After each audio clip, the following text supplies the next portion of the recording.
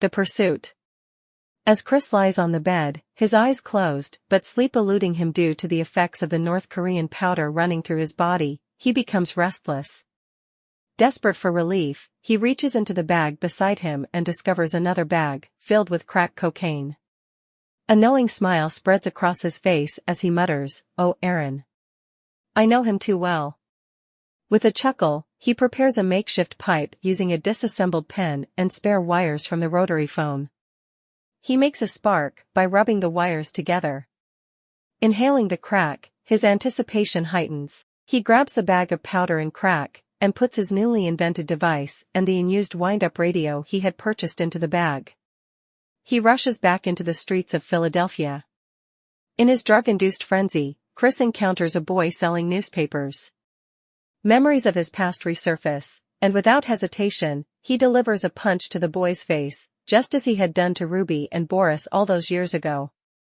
Seizing a newspaper, he sprints through the streets, fueled by a surge of adrenaline and his relentless pursuit. Finding solace in a park amidst the bustling city, Chris sits down and begins to read the newspaper page by page. Suddenly, an article catches his eye: war hero author arrested in Pittsburgh admitting to be a terrorist. A sense of accomplishment washes over him. His plan has succeeded. Now, he knows where Aaron is. Curiosity tugs at him as he wonders about the location of Pittsburgh. At that moment, Chris sees a woman enters the cafe just beside the park. Chris hastily waves her down.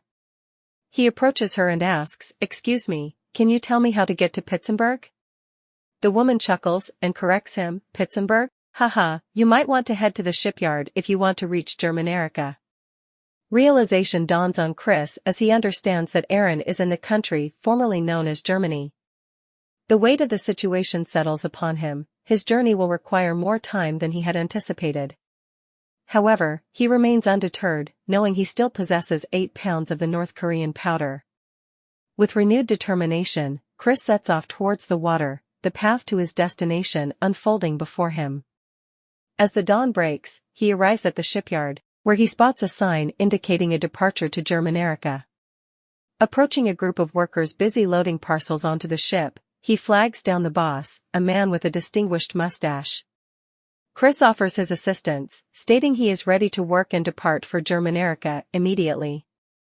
The boss agrees, instructing Chris to grab some gloves and join the crew. 2 hours later, Chris stands on the ship, prepared to set sail towards Germanerica, his pursuit of Aaron intensifying with each passing moment. Meanwhile, Aaron finds himself confined to a dimly lit room, surrounded by a group of investigators.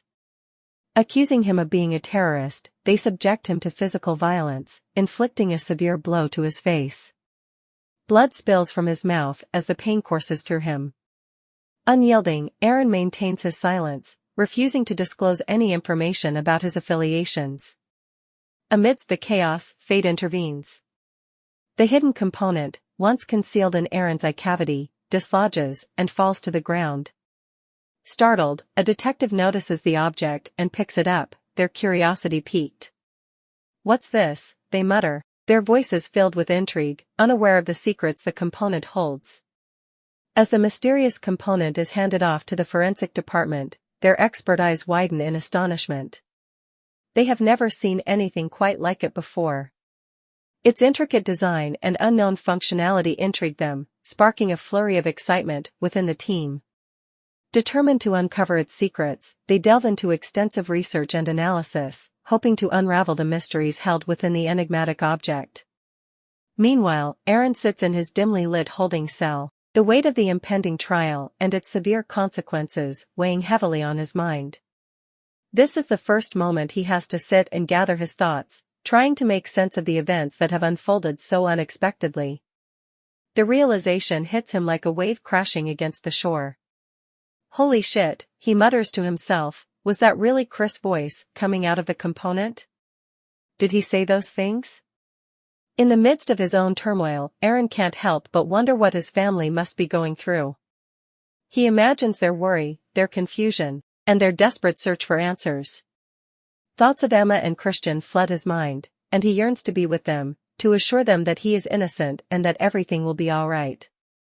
The following day arrives, and Aaron is shackled and escorted to the courtroom. As he steps inside, his gaze falls upon the tear-streaked faces of Emma and Christian, sitting in the crowd.